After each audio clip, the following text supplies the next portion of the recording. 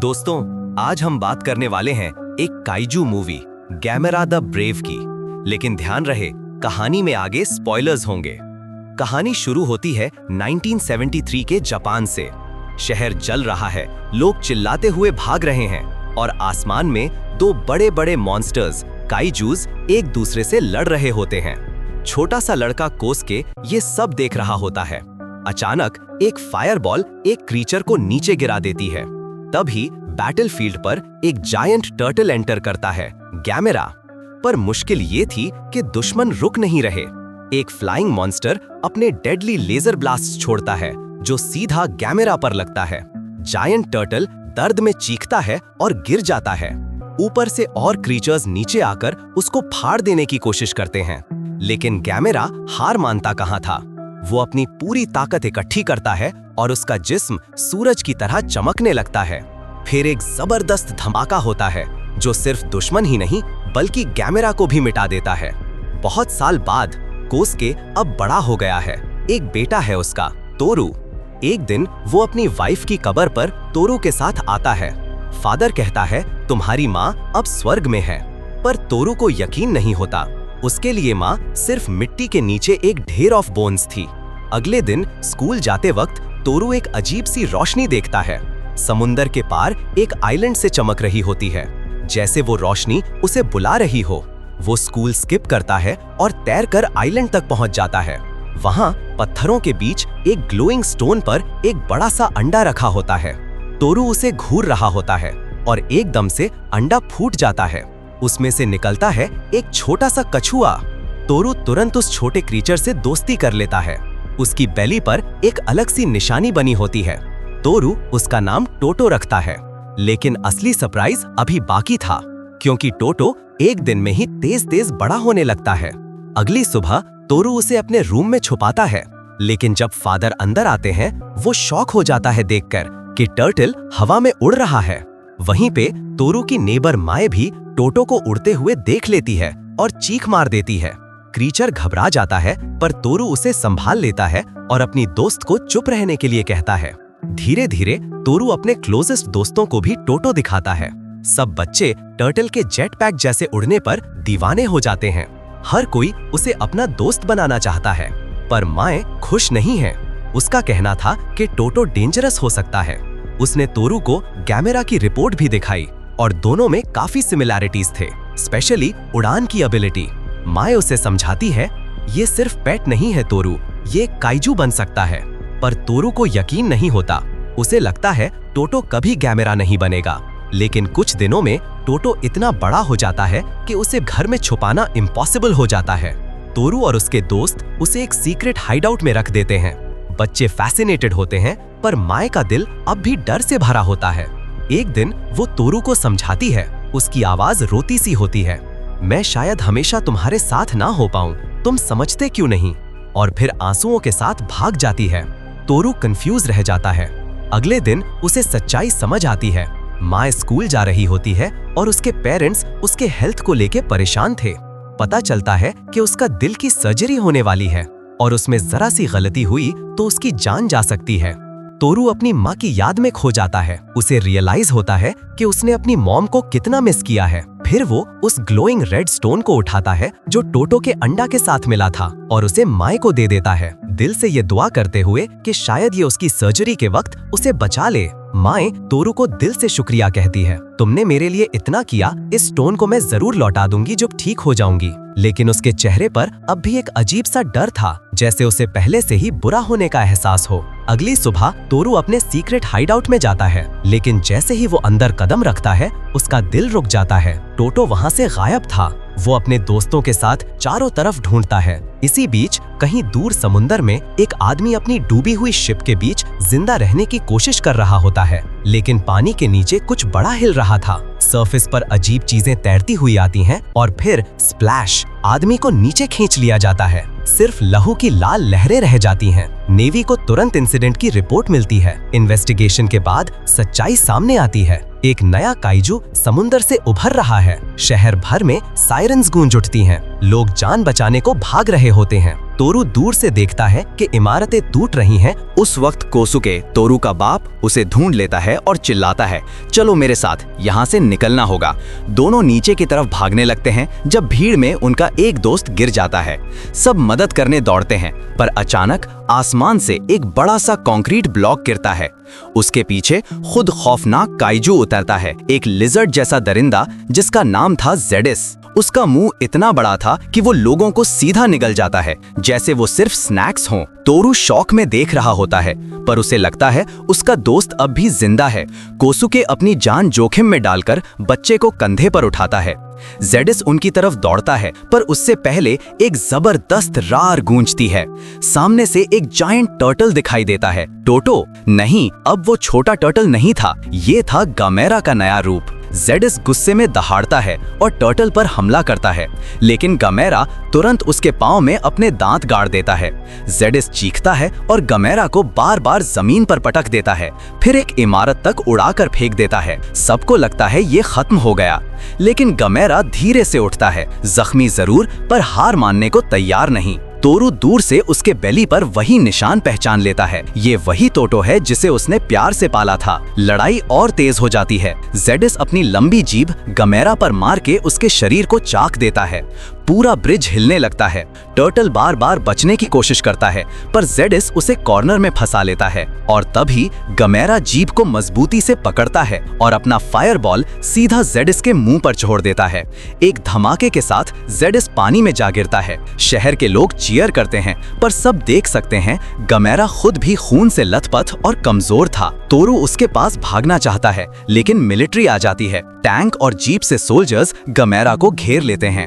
बेहोश टर्टल को लोहे के बेल्ट से बांधकर बड़े ट्रक पर ले जाया जाता है। तोरू ट्रक के पीछे भागता है, चीख कर कहता है, टोटो। उस वक्त जायंट टर्टल अपनी आंखें हल्की सी खोलता है, जैसे अपने दोस्त को यकीन दिला रहा हो, और फिर ट्रक उसे ले जाता है। शेल्टर में तोरू अपने बाप से सच पूछता है। कोसुके गहरी सांस लेकर कहता है, बेटा, ये टर्टल वही गमेरा का नया जन्म है जो एक वक्त पे इंसानियत के लिए अपनी जान दे चुका था, और जैसे उसने पहले मॉन्स्टर से लड़कर मरना था, वैसे ही ये भी एक दिन मरेगा। तोरू का दिल टूट जाता है, लेकिन उसके लिए टोटो सिर्फ एक काइजू नहीं, उसका दोस्त था, और उसके लिए ये किस्मत का फैसला मंजूर नहीं। इधर दूसरी तरफ साइंटिस्ट्स लैबोरेटरी में टोटो यानी नई गमेरा को जिंदा रखने की कोशिश कर रहे थे। सबको मालूम था कि जेडिस के खिलाफ दुनिया को बचा सकता है तो बस यही क्रीचर है। ओशन के अंदर से लोगों को बहुत सारे रेड स्टोन्स मिलते हैं, और वो सोचते हैं कि गमेरा की पावर्स शायद इन्हीं आर्टिफैक्ट से रिलेटेड हैं। वो लोग ये एलिमेंट्स उस क्रीचर के अंदर इंजेक्ट कर देते हैं।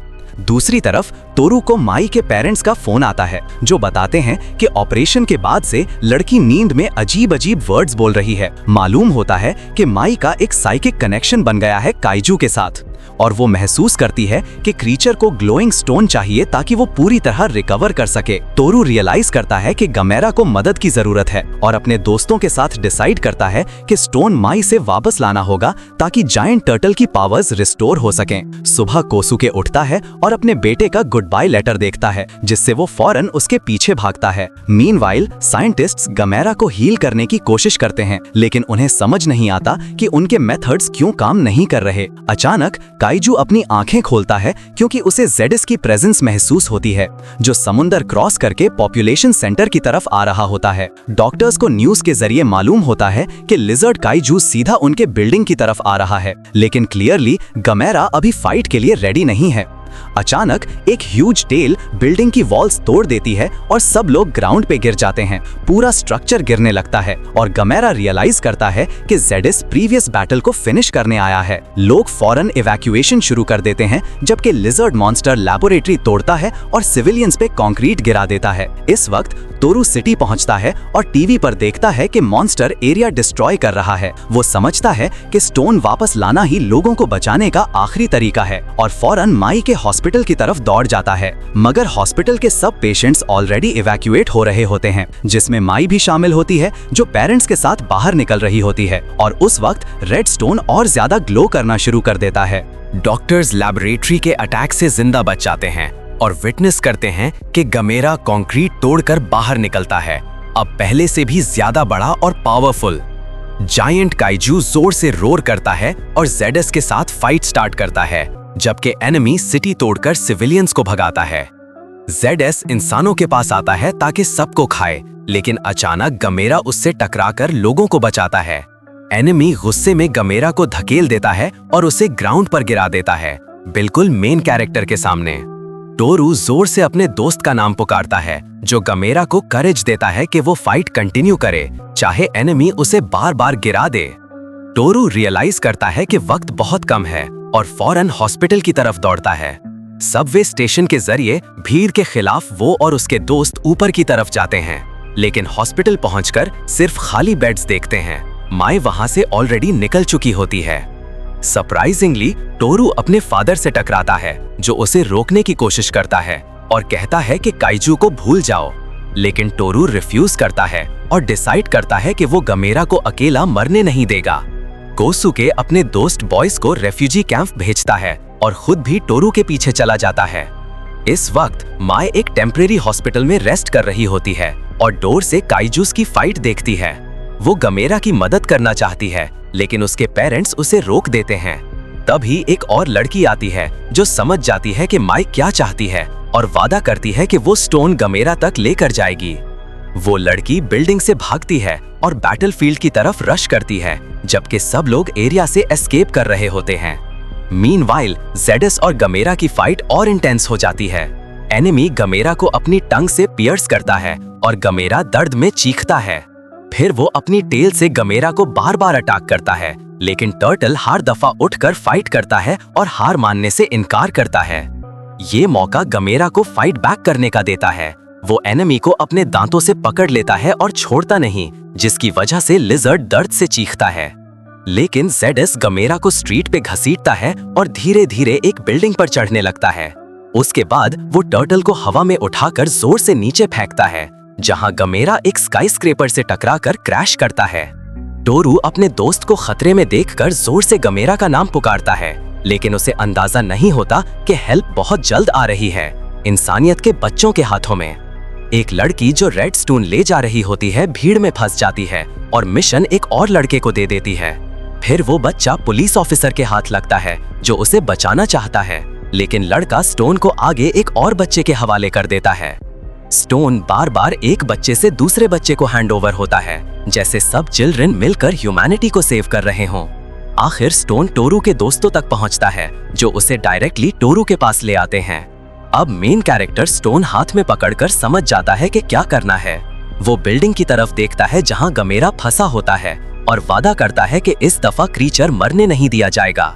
सरप्राइजिंगली टोरू का फादर भी उसका साथ देने आ जाता है और दोनों मिलकर बिल्डिंग की तरफ दौड़ते हैं।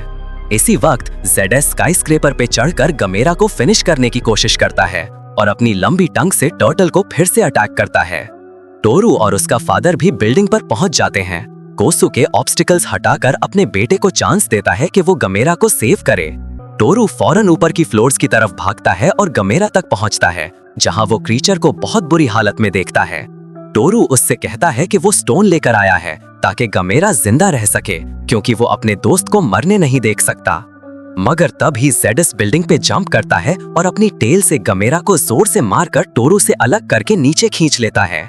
टोरू डेस्परेट होकर स्टोन सीधा क्रीचर के मुंह में फेंक देता है। जैसे ही गमेरा ग्राउंड की तरफ गिरता है, एक मैसिव शॉकवेव होता है, लेकिन तुरंत रिवील होता है कि स्टोन से पावर वापस आने के बाद टर्टल अपनी प्रपल्शन से फॉल को रोक लेता है। अब गमेरा पूरी स्ट्रेंथ के साथ आसमान में घूमता है जैसे एक स्पिनिंग सॉसर, और फिर फुल फोर्स के साथ जेडस पर टकराकर उसे ग्राउंड पर गिरा देता है। एनिमी चीखता है और फिर से अटैक करता है। अपने दांतों से गमेरा की गर्दन को बाइट करता है और उसके जिस्म को पियर्स करता है। ये देखकर गमेरा अपनी एनर्जी दोबारा चार्ज करता है।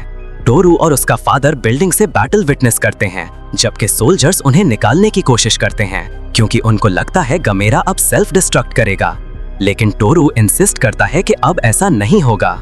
सब लोग देखते हैं कि गमेरा एनिमी की टंग पकड़कर उसे चीर देता है, जिससे जेडस पीछे हिल जाता है। फिर क्रीचर अपना फाइनल अटैक प्रिपेयर करता है। उसका जिस्म चमकने लगता है और आसपास सब कुछ जलता हुआ लगता है। गमेरा एक ह्यूज फायरबॉल लॉन्च करता है जो सीधा जेडस पर लगता है और लिजर्ड एक धमाके के साथ मिलियन पीसेस में उड़ जाता है। विक्ट्री के बाद गमेरा थक कर नीचे गिरता है। मिलिट्री फौरन उसके पास पहुंचती है ताकि टर्टल को कैप्चर करे, लेकिन टोरू और उसके दोस्त उन्हें रोक देते हैं। सब चिल्ड्रन एक लाइन बनाकर मिलिट्री के सामने खड़े हो जाते हैं और जोर जोर से चिल्लाते हैं कि वो उनके हीरो को एनस्लेव नहीं कर सकते। कोसुके भी सोल्जर्स से कहता है कि अब पीछे हट जाओ। गमेरा होश में आता है और टोरू की तरफ एक आखिरी दफा देखता है, फिर अपने पांव पर खड़ा होता है और आसमान की तरफ उड़ जाता है। सब लोग हैरानी और खुशी के साथ उसे देखते रहते हैं जब तक वो दूर आसमान में गायब नहीं हो जाता। टोरू की आंखों में आंसू होते हैं, लेकिन इस दफा वो खुशी के आंसू हैं क्योंकि उसका दोस्त अब आजाद है। मूवी सीक्रेट रिकैप पर फुल वीडियो जरूर देखें।